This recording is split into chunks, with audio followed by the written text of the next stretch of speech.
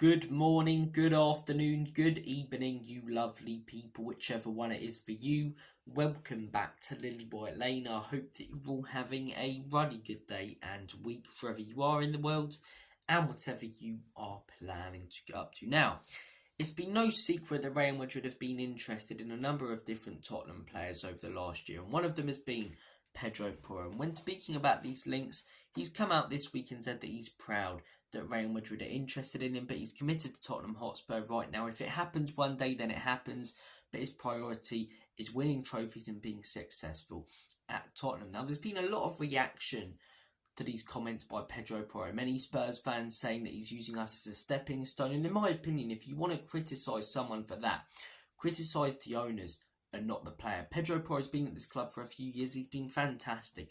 Real Madrid are arguably the biggest club in the world, the most successful club in the world. People used to say, oh, when Man United come calling, you pick up the phone. You don't even answer the phone now when Manchester United come calling, Whereas Real Madrid, they are the biggest club in the world. Most Champions Leagues, most La Ligas, I think, as well. Bellingham, Mbappe, Valverde, Vinicius Jr., a team full of superstars. Of course, if Real Madrid come calling, unless you're like a die-hard Spurs fan who's grown up in Enfield, come through the academy, and all you care about is this football club, you're going to be proud that a team like Real Madrid are looking at you. So if you want to criticise anyone for the fact that some players have used this club as a stepping stone to get to clubs such as Real Madrid, Bayern Munich, your big European giants, criticise the owners.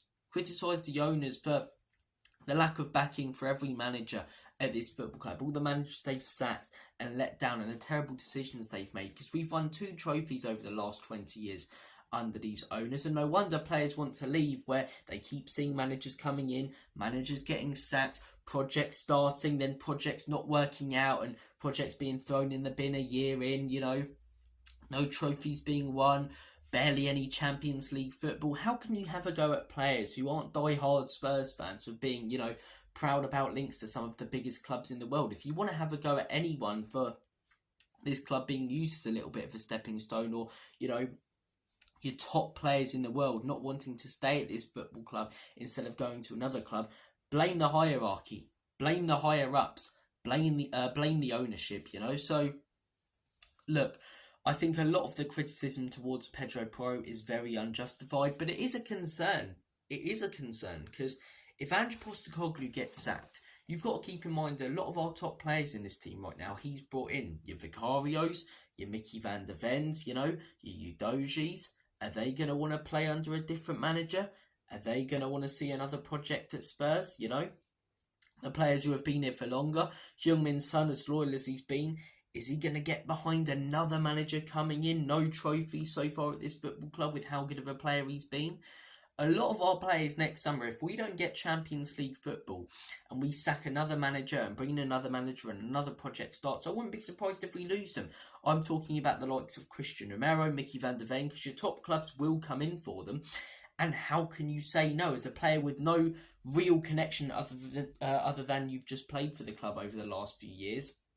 How can you turn down teams like Real Madrid, Bayern Munich, your top Italian teams, just your top teams in the world, your top, as I say, German teams, French teams? How can you turn them down when you're getting potential offers from these clubs and these clubs being interested, when these clubs can offer you trophies?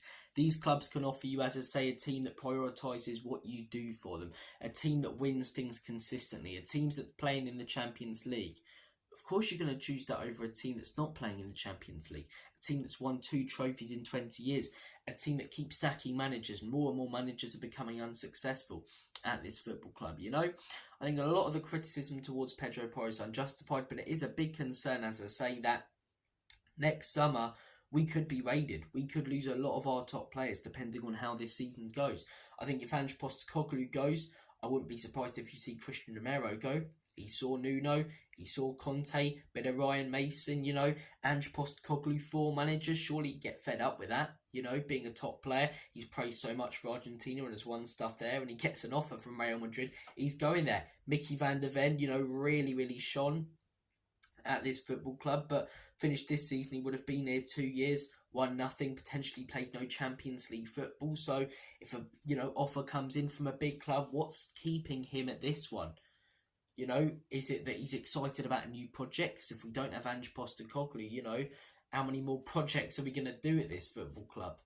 How many times is the same cycle going to repeat itself? If we've not got Champions League football, how can you expect him not to be drawn in by a club that does? You know, so next summer I think, you know, we've got to be concerned about the amount of players that could leave. You know, Christian Romero, I wouldn't be surprised if he goes if we don't have Champions League football or Ange gets sacked or both. Same with Madison, same with Kulusevski, who's been here for a few years. Players who have been here for a few years and seen lots of projects, and players, as I say, who are top quality and will be getting the best offers from the biggest club. I wouldn't be surprised if you see a lot of them go next summer if we're not as successful as we want to be this season. And this is why things really need to start picking up for me, as I say, because we're ninth in the table.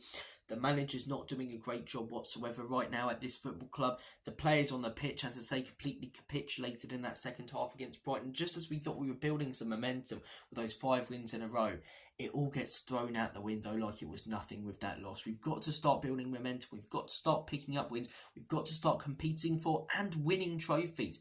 I think winning a trophy is more crucial than anything else this season. I would say the Europa League, because you win that, you get Champions League automatically, and it's a trophy. We go out there and win something this season. Maybe that offer comes in from Real Madrid, and as big of a club as they are, Romero goes, I've just won something. This project's going places. We've won a trophy. Maybe Mickey van der Ven goes, I want to stay at Spurs. I've been here 2 years. Things are going in the right direction. We play good football. We've won that, showing that we've got a winning mentality. Maybe a lot more players want to stay at this football club and join this football club, because not only do we have the attraction of Champions League, we can say that we can actually compete in it and in Europe, because we would have went out there and won the Europa League. What does getting top 4 do? Great, we get Champions League. We get that anyway if we win the Europa League. We're not going to be contending for the title as much as the manager wants to believe it. The Carabao Cup, we've got Man City next. The FA Cup doesn't come along until January. So the Europa League, in my opinion, has got to be prioritised. And if we don't go out there and win the Europa League, I struggle to see us winning any other trophies or being successful in any other elements this season.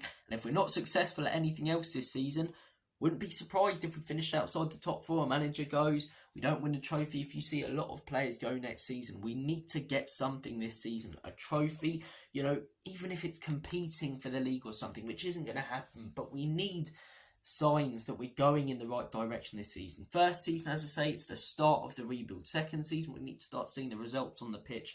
And if we don't, if Ange goes or gets sacked, you know, another project starts, we don't get Champions League, we don't win trophies, Romero, Mickey van der Ven, James Maddison, Kulusevski, not Solanke, he's only just joined, and probably not Brennan Johnson, but a lot of our top players, Udogie, Porro, Vicario, Dragazin, you know, who hasn't really had the game time, Bentancur, really wouldn't be surprised if we see them go. And then a new manager comes in, it's going to be hard enough to attract a new one after they would have seen the amount of managers that have been unsuccessful and sacked at this club, and then they've got to rebuild an entire new squad. It's crucial that we achieve things on the pitch this season.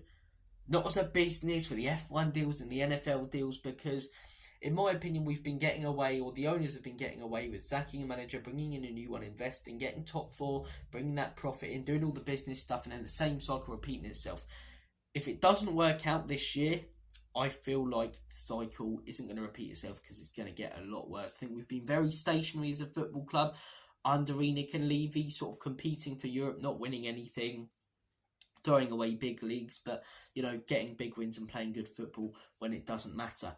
I think we could get a lot worse if we don't achieve things this season. I think we could get raided next summer. I think we could lose a lot of our top players, and that's why, in my opinion, we need to prioritise the Europa League. We need to convince these players, as I say, to stay in, that we're going in the right direction, and we need to be able to attract some of the top players in the market, and the owners should invest in them, as I say. But look, guys, Pedro Porro to Real Madrid, what do you think? Do you think it will happen? Same as the other players? Because for me, all depends on how this season goes, as to what Porro does, what Van der Ven does, what Romero does, what Udogie does, what they all do next summer. But we need to do something this season to keep some of these top players and attract other top players. But in terms of Porro's comments, I think a lot of the criticism is very unjustified. Of course, as I say, as a Spanish right back who didn't grow up in London, who hasn't got Spurs family members, if Real Madrid come in, of course you're going to be interested in that. Same as a lot of these players who don't have the connection to the club as young academy prospects do, or people like Harry Kane did, you know, and he eventually got sick and tired of it as well. But look, guys, as I say, I think the criticism's quite unjustified for Porro. If Real Madrid come calling, you can't blame him. But let's hope we've got enough to keep players like himself next summer and convince them that we are going in the right direction. Am I convinced we're going in the right direction? Gotta be honest, not sure at the minute. But guys, I'm recording this on Tuesday. It should be released hopefully on Thursday. So if it is a Thursday or Friday, whatever day it is, have a smashing rest of your day and upcoming weekend. It's going to be boring without an international break, but as a boxing fan, it better be a versus Bivol. Lovely jubbly. But look, take care, all the best, have a good day and weekend coming up, and as always,